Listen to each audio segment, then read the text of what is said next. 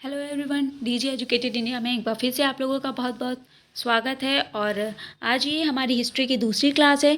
पहली क्लास में हमने सभ्यताओं के बारे में पढ़ा था, जैसे कि हड़प्पा सभ्यता थी, मोहनजोदाड़ो की थी, सिंधु घाटी सभ्यता, इसके बारे में बताया गया था। अब ये दूसरी क्लास है, इसमें हम वैदिक काल के बारे में पढ़ेंगे और वेदों का इतिहास जानेंगे। चलिए फिर स्टार्ट करते हैं। सेशन स्टार्ट करने से पहले सभी को हैप्पी धनतेरस और बहुत सारी शुभकामनाएं धनतेरस की। और सभी लोग अच्छे से धनतेरस का त्यौहार मनाइए और जल्दी जल्दी से आगे बढ़ते जाइए। चलिए फिर क्लास स्टार्ट करते हैं। ठीक है, तो पिछली क्लास में हमने पढ़ा था सभ्यताओं के बारे में। अब इस क्लास में वैदिक काल की शुरुआत करते हैं। तो वैदिक काल जो था वो दो भागों में विभाजित था। एक तो था हमारा ऋग्वैदिक और दूसरा हमारा क्या था, उत्तर वैदिक। ठीक है, पहला था ऋग्वैदिक तथा पूर्व वैदिक काल और दूसरा था उत्तर वैदिक काल। पहला जिसे हम अर्ली वैदिक पीरियड भी कहते हैं और उत्तर वैदिक को लेटर वैदिक पीरियड भी कहते हैं। ठीक है, वैदिक भूगोल के अंतर्गत वर्तमान समय का अफगानिस्तान, पाकिस्तान, पंजाब, हरियाणा, उत्तर पूर्व राजस्थान, पश्चिमोत्तर उत्तर प्रदेश आदि सम्मिलित थे। यानी कि वैदिक भूगोल जो था उसके अंतर्गत जो ये सारी चीज़ें थी, ये सारी चीज़ें आती थी। ठीक है, इन सभी के बारे में पढ़ाया गया था। आगे चलते हैं नेक्स्ट पॉइंट पे। आर्य पांच जन अनुद्रय यदु पुरु तुर्वस आदि में विभक्त थे, जिन्हें पंच जन कहा जाता था। यानी कि क्वेश्चन यहाँ पे से ये बनता है कि आर्य कितने भागों में विभक्त थे, आर्य कितने भागों में विभक्त थे। तो या उन्हें हम क्या कहते थे, उनके विभाजन को क्या कहते थे, आर्यों के विभाजन को क्या कहते थे, तो उन्हें क्या कहते थे, पंच जन कहते थे। उन्हें पंच जन कहते थे, आर्यों के विभाजन को पंच जन कहते थे। ठीक है,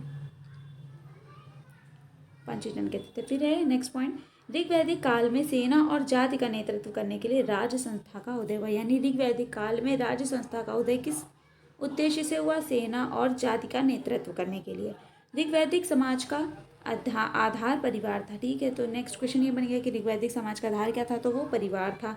समाज वर्ग विभेद से रहित था। यानी ऋग्वैदिक काल में क्या था कि समाज जो था वो वर्ग विभेद से रहित था। यानी कि वहाँ पे ये नहीं था कि ये उच्च वर्ग है या निम्न वर्ग है या इस प्रकार से जातिवाद, ये सारी चीज़ें नहीं थी ऋग्वैदिक समाज में। और स्त्रियों की स्थिति काफ़ी उच्च थी, यानी स्त्रियों को अच्छा स्थान प्राप्त था। नेक्स्ट पॉइंट है, आर्य शाकाहारी तथा मांसाहारी दोनों प्रकार का भोजन करते थे। तो वो ऋग्वैदिक में, उसके बाद में जब आर्य थे हमारे, वो शाकाहारी मांसाहारी दोनों प्रकार का भोजन करते थे। यानी कि जैसा आज के समय में लोग हैं ना, वेज एंड नॉन वेज दोनों टाइप के लोग मिलते हैं आपको, बस वैसे ही आर्य भी थे। उसके अलावा नेक्स्ट पॉइंट है कि आर्यों की संस्कृति मूलतः ग्रामीण थी। उनके जीवन का मूल आधार कृषि और पशुपालन था। वैदिक समाज में व्यवस्था आनुवांशिक नहीं थी। आनुवांशिक व्यवसायिक व्यवस्था नहीं थी, मतलब कि ये नहीं है कि अगर किसी के पापा खेती करते तो उनका बेटा भी खेती ही करेगा, ऐसा कुछ भी ज़बरदस्ती नहीं था। ठीक है, और मेन जो मूल आधार जो था वो क्या था, कृषि और पशुपालन। ठीक है, कृषि और पशुपालन मूल आधार था। फिर नेक्स्ट पॉइंट है, ऋग्वैदिक का संपूर्ण विवरण ऋग्वेद से ही होता है। ऋग्वेद एक संहिता है जिसमें 10 मंडल और 1028 मंत्र हैं। तो ऋग्वैदिक जो काल था वो ऋग्वेद से ही ज्ञात होता है। और ऋग्वेद जो है क्या है, ऋग्वेद एक संहिता है। ठीक है, एक प्रश्न ये हो गया, ऋग्वेद क्या है, ऋग्वेद एक संहिता है। अच्छा, ऋग्वेद में कितने मंडल और कितने मंत्र हैं, ये बहुत इंपॉर्टेंट पॉइंट है कि कितने मंडल और कितने मंत्र हैं। तो ऋग्वेद में 10 मंडल हैं और 1028 मंत्र हैं। 10 मंडल और 1028 मंत्र हैं। ये पॉइंट इम्पॉर्टेंट है, वेरी इंपॉर्टेंट है कह सकते हैं। 10 मंडल और 1028 मंत्र। फिर ऋग्वैदिक काल में उपासना भौतिक कल्याण के लिए की जाती थी। उपासना का लक्ष्य पारमार्थिक सुख नहीं था। यानी कि जो फिजिकली जो डेवलपमेंट था उसके लिए किया जाता था, ना कि पारमार्थिक सुख के लिए कि ईश्वर के यहाँ जाना है तो उसके लिए पूजा करनी है तो मुक्ति, इन सब के ऊपर विचार करके नहीं किया जाता था, भौतिक कल्याण के लिए की जाती थी। फिर उत्तर वैदिक काल का साहित्यिक स्रोत संहिता ग्रंथ जैसे सामवेद, यजुर्वेद, अथर्ववेद, ब्राह्मण, आरण्यक तथा उपनिषद आदि हैं। यानी जो उत्तर वैदिक काल था, ऋग्वेद के बाद उत्तर वेद की बात हो रही, तो जो उत्तर वैदिक काल था उसमें क्या था, जो साहित्य का स्रोत था, ये सारे हमारे संहिता के ग्रंथ थे। ठीक है, ये हमारे ग्रंथ थे सामवेद, यजुर्वेद, अथर्ववेद और ब्राह्मण, आरण्यक और उपनिषद। उसके बाद नेक्स्ट पॉइंट है, उत्तर वैदिक क्षेत्रों की खुदाई से चित्रित तथा भूरे रंग के मृदभांड, चित्रित धूसर मृदभांड यानी पेंटेड एरीवेयर प्राप्त हुए हैं। तो जो खुदाई की गई थी उत्तर वैदिक क्षेत्रों से, वहाँ से इस प्रकार की कुछ चीज़ें प्राप्त हुई हैं।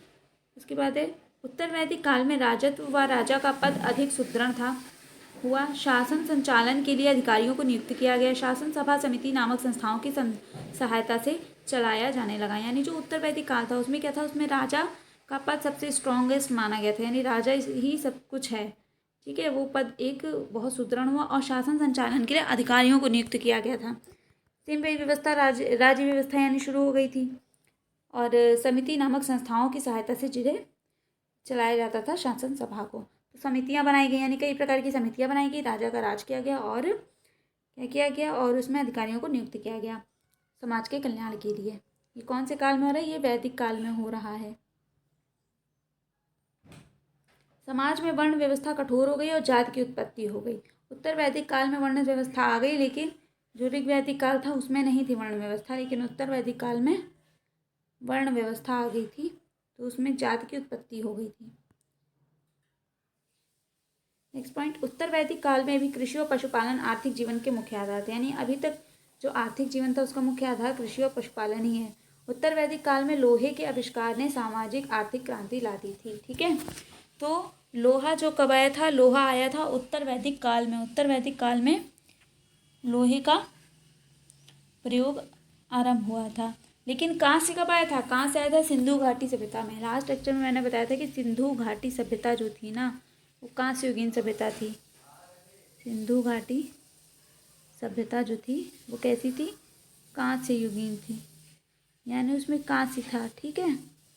लेकिन यहाँ पे उत्तर वैदिक में क्या हुआ, उत्तर वैदिक में लोहे का आविष्कार हो गया था।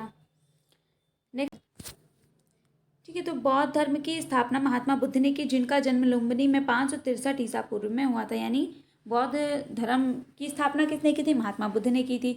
और महात्मा बुद्ध का जन्म कब हुआ था, तो 563 ईसा पूर्व में हुआ था। कहाँ हुआ था, लुम्बिनी में हुआ था। ये कुछ क्वेश्चन तैयार हो गए। उसके बाद उनके पिताजी का क्या नाम था, तो महात्मा बुद्ध के पिता का नाम शुद्धोधन था, ठीक है। शाक्यगढ़ के प्रधान थे वो। और इनकी माता का नाम क्या था, तो इनकी माता का नाम था कोलियागढ़ की राजकुमारी थी वो, उनका नाम था महामाया। और इनके बचपन का नाम सिद्धार्थ था। इतने क्वेश्चन इसी पॉइंट में कवर हो गए। फिर नेक्स्ट पॉइंट है इनका पालन पोषण, यानी किसका, महात्मा बुद्ध का। महात्मा बुद्ध का पालन पोषण उनकी मौसी गौतमी ने किया था, क्योंकि उनकी माता की मृत्यु हो गई थी उनके जन्म के पश्चात। तो उनकी जो मौसी थी गौतमी, उन्होंने इनका पालन पोषण किया था तथा इनका विवाह यशोधरा से हुआ था। यशोधरा नाम की राजकुमारी थी, उनसे इनका विवाह हुआ था। और राहुल नामक पुत्र हुआ था इनका, एक पुत्र था जिसका नाम राहुल था।